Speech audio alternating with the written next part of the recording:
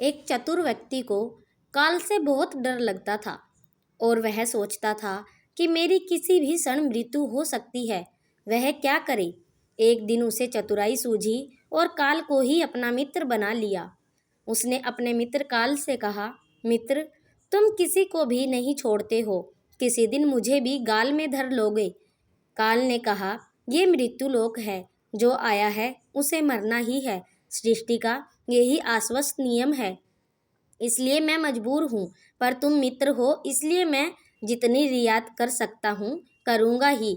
मुझसे क्या आशा रखते हो, साफ साफ कहो। व्यक्ति ने कहा, मित्र, मैं इतना ही चाहता हूँ कि आप मुझे अपने लोक ले जाने के लिए आने से कुछ दिन पहले एक पत्र अवश्य लिख देना, ताकि मैं अपने बाल बच्चों को कारोबार की सभी बातें अच्छे तरह से समझा दूं और स्वयं भी भगवान भजन में लग जाऊं। काल ने प्रेम से कहा, यह कौन सी बड़ी बात है। मैं एक नहीं, आपको 4 पत्र भेज दूंगा। चिंता मत करो, चारों पत्रों के बीच समय भी अच्छा खासा दूंगा, ताकि तुम सचेत होकर काम निपटा लो। वह व्यक्ति बड़ा ही प्रसन्न हुआ। सोचने लगा कि आज से मेरे मन से काल का भय ही निकल गया। मैं जाने से पूर्व अपने सभी कार्य पूर्ण करके जाऊंगा, तो देवता भी मेरा स्वागत करेंगे। दिन बीतते गए, आखिर मृत्यु की घड़ी आ पहुंची।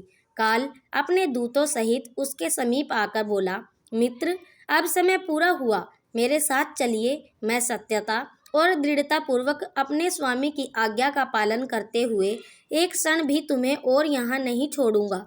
उस व्यक्ति के माथे पर बल पड़ गई भिटू उस व्यक्ति के माथे पर बल पड़ गए, भ्रिकुटी तन गई और कहने लगा, धिक्कार है तुम्हारे जैसे मित्रों पर।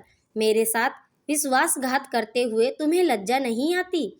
तुमने मुझे वचन दिया था कि आने से पहले पत्र लिखूंगा, पर तुम तो बिना किसी सूचना के अचानक दूतों सहित मेरे ऊपर चढ़ आए। मित्रता तो दूर रही, तुमने अपने वचनों को भी नहीं निभाया।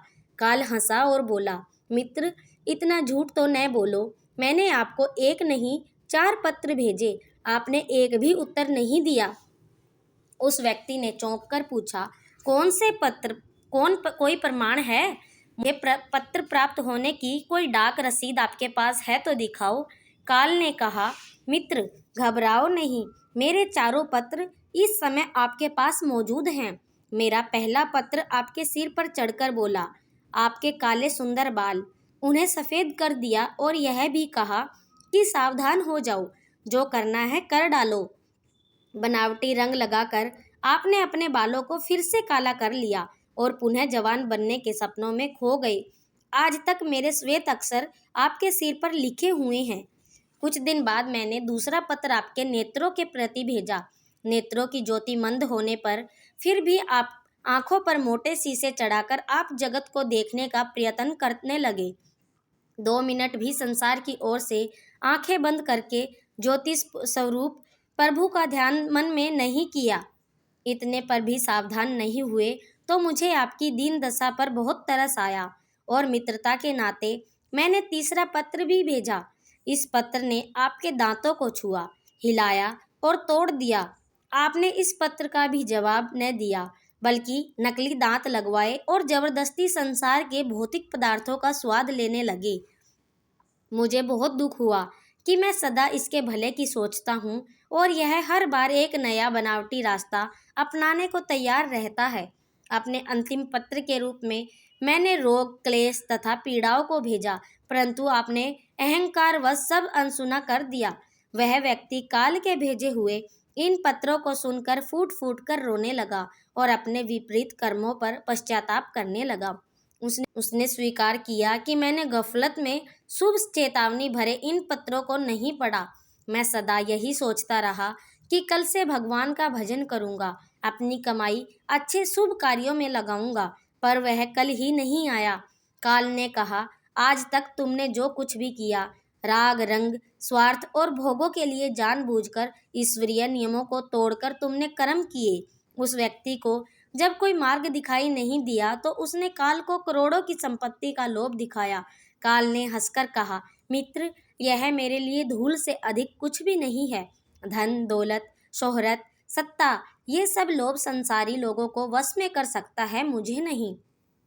काल ने उत्तर दिया, यदि तुम मुझे लुभाना ही चाहते थे तो सच्चाई और शुभ कर्मों का धन संग्रह करते। यह ऐसा धन है जिसके आगे मैं विवश हो सकता था, अपने निर्णय पर पूर्ण विचार को बाध्य हो सकता था, पर तुम्हारे पास तो यह धन धेले भर का भी नहीं है। तुम्हारे ये सारे रुपए पैसे, जमीन जायदाद, तिजोरी में जमा धन संपत्ति, यह यहीं छूट जाएगा। मेरे साथ तुम भी उसी प्रकार निर्वस्त्र हो जाओगे जैसे कोई भिखारी की आत्मा जाती है। काल ने जब मनुष्य की एक भी बात नहीं सुनी तो वह हाय हाय करके रोने लगा। सभी संबंधियों को पुकारा, परंतु काल ने उसके प्राण पकड़ लिए और चल पड़ा अपने गंतव्य की ओर।